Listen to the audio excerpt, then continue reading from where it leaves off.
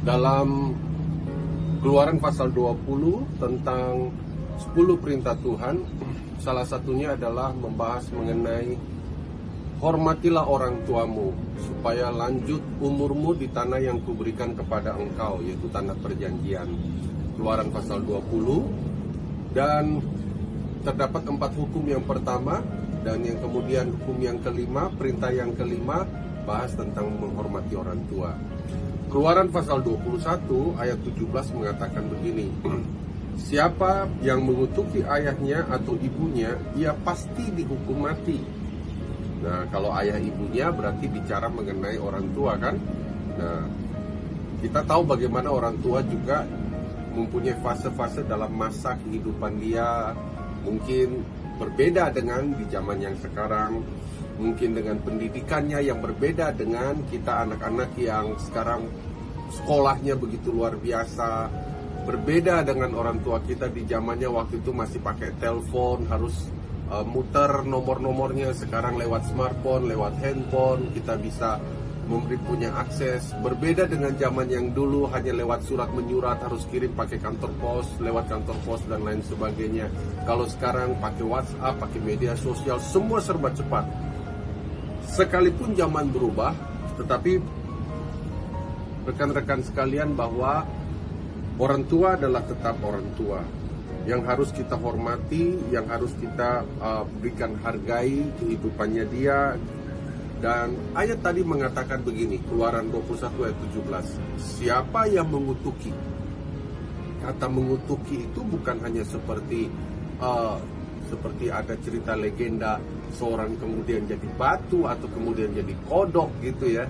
Tapi kata mengutuki itu juga bisa dengan kata mengandung arti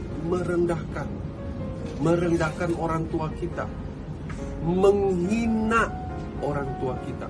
Berarti lewat apa? Lewat kata-kata, lewat sikap kita. Jadi kalau anak-anak, siapapun yang belum menikah, mari belajar untuk tidak mengutuki orang tua kita lewat kata-kata dan tidak merendahkan orang tua kita ataupun menghina, menjelek-jelekan.